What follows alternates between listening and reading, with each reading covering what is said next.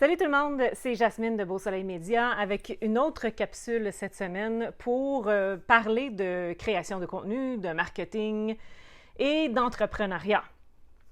Cette semaine, je veux aborder le sujet pour faire un peu suite à ce que je disais la semaine dernière. Je vais mettre le lien pour la vidéo ici, de fait versus parfait. Alors, il y a un dicton en anglais qui dit « Done is better than perfect ». Fait, c'est mieux que parfait. C'est vrai, mais il y a des mais. Comme vous avez pu voir dans la photo du cover sur cette vidéo ici, les biscuits que j'avais faits sont loin d'être parfaits, mais Moses qui sont bons. Ça remonte le moral, ça aide surtout en ce temps de confinement, puis ça met un peu le ton à ce que je veux partager avec vous aujourd'hui.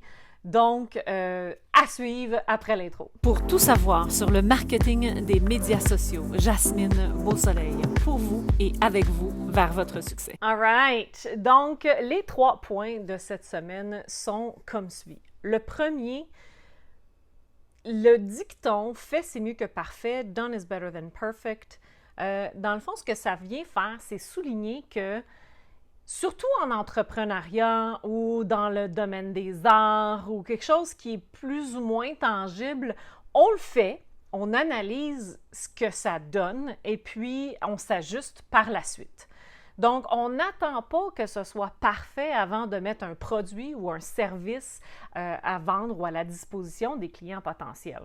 On essaie différentes approches, différents styles de communication et puis on teste, on voit ce qui fonctionne. Puis c'est comme ça qu'on avance quand on est en affaires. Si on attend que ce soit parfait, à mon humble avis, il n'y a rien de parfait sur cette planète Terre.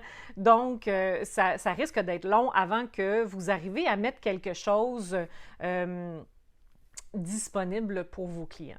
Okay? Donc, je connais énormément de gens qui avaient des très bonnes idées, mais que finalement, ils ont attendu que l'idée soit mûre, que ça soit parfait dans leur tête, qu'ils avaient le site parfait, les publications parfaites, la situation parfaite. Mais ça ne marche pas de même là, dans la vraie vie. Là. On met quelque chose en avant, on trouve des solutions, on réajuste, puis c'est comme ça que ça fonctionne. Donc, ça, c'était le premier point. Attendez pas que ce soit parfait. Tu sais, les fameux perfectionnistes en nous, là, il ne faut pas attendre que ce soit parfait avant de mettre les choses disponibles pour les clients qui vous cherchent. Le deuxième point. Bon, là, c'est beau, il ne faut pas attendre que ce soit parfait, mais il y a des limites, toujours.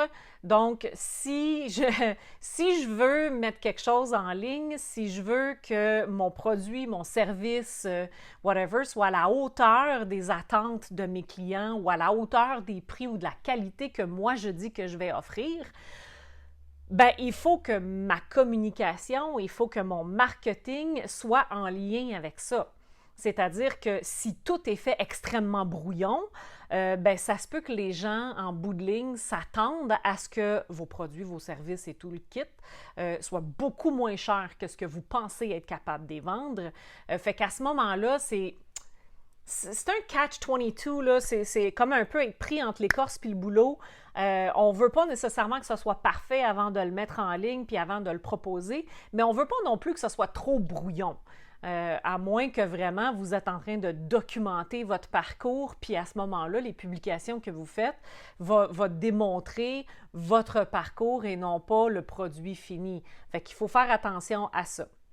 C'est quoi exactement que vous voulez montrer à vos gens, aux gens qui vont vous suivre dans vos marketing, dans vos publications, puis tout ça. Puis n'attendez pas que ce soit absolument parfait avant de dévoiler parce que ça se peut à ce moment-là que vous arrivez en bout de ligne très, très, très serré financièrement. OK? Donc, il y a tout ça à tenir en compte. Le troisième point, et non le moindre, si vous faites affaire avec un professionnel, du marketing, de la création de contenu et tout ça. Vous ne pouvez pas lui demander done is better than perfect. C'est pas possible. Vous ne pouvez pas demander à quelqu'un qui est responsable des médias sociaux fais juste me copier-coller ça et mets-le en ligne. Non. parce que c'est son nom à cette personne-là qui est sur ces publications-là, c'est son travail à lui ou à elle, puis évidemment, à un moment donné, même si vous dites « ben oui, il n'y a pas de problème, tu le fais de même, no worries, je ne le dirai pas à personne que c'est toi qui le fais », s'il y a quelqu'un qui arrive puis qui est vraiment critique de ce que vous êtes en train de faire, ben ça se peut que vous vous revirez de bord puis que vous dites ben c'est cette personne-là qui le fait pour moi, fait que c'est pour ça que c'est pas fait comme il faut. Mais à ce moment-là, vous pouvez. Bref, ne demandez pas à quelqu'un qui travaille pour vous, que c'est son métier, de vous faire quelque chose de botché, à moitié fait. Si vous lui demandez d'optimiser ou de mettre des vidéos en fait sur YouTube, par exemple, comme je suis en train de faire là, ben ne lui demandez pas de ne pas mettre de photos de couverture, de ne pas mettre les tags, de ne pas travailler le SEO dans la description, ce genre de trucs-là, OK? C'est pas juste genre je le mets en ligne puis that's it, that's all, parce que mon budget ne me permet pas plus que ça.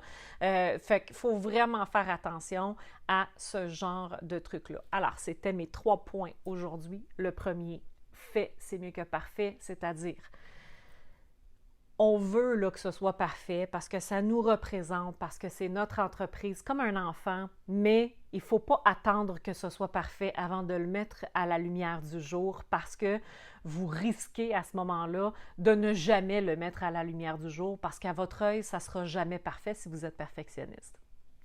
Donc ça, c'est 1. 2, done is better than perfect. Fait, c'est mieux que parfait, assurément. Mais en même temps, assurez-vous que ce ne soit pas trop brouillon non plus. Quand vous mettez quelque chose sur les médias sociaux, quand vous mettez quelque chose en ligne sur votre site web, sur YouTube, whatever, il faut quand même l'avoir travaillé un temps soit peu. Tu sais, j'ai pas de guinée, j'ai pas de montagne de linge sale en arrière de moi non plus. Fait que c'est quelque chose que, tu sais, il faut quand même, comment je pourrais bien dire ça? Porter une certaine attention pour que les gens, quand ils vous suivent, ils aient l'impression que vous allez quand même porter une certaine attention à ce que vous allez faire pour eux également. Et le troisième, et non le moindre, si vous embauchez un professionnel pour vous aider, ne lui demandez pas à ce que ce soit fait et non parfait, parce que ces personnes-là, bien que ce ne sera jamais parfait à la hauteur de ce que vous pouvez vouloir que ce soit fait ou que vous pourriez le faire. On n'est pas dans votre tête, on ne peut pas savoir exactement comment est-ce que vous allez le faire. Nous, on se fie à notre expérience, on se fie à ce qui fonctionne en ce moment sur le marché, on se fie aux stratégies qui sont mises en place. Donc, vous ne pouvez pas non plus nous demander de faire du copier-coller puis de ne pas se mêler de la stratégie, de ne pas optimiser autant qu'on le peut. Ça fait partie de notre métier, c'est un peu pour ça que vous nous avez engagés. Sinon, ben, à quoi bon avoir un professionnel dans votre équipe? Alors voilà, je me répète peut-être un petit peu, mais je trouvais que c'était hyper important, surtout après la vidéo de la semaine passée. Alors, je vous souhaite une super belle fin de semaine. On est vendredi, c'est weird, hein? C'est encore le mois d'avril. Il neige, fait soleil, on ne sait plus. Mais on reste à la maison, on se lave les mains, on reste en santé, s'il vous plaît. Je vais vous voir dans le prochain vidéo. Faites-moi vos commentaires. Est-ce que vous êtes du style hyper perfectionniste puis vous attendez que ça soit parfait avant de le montrer à quiconque? Ou encore, est-ce que vous êtes le genre hyper brouillon puis on s'en fout un peu? Ou est-ce que vous vous situez en quelque part dans le milieu? J'aimerais vraiment beaucoup ouvrir cette discussion-là avec vous. Fait que à la prochaine. Bonne fin de semaine. Ciao!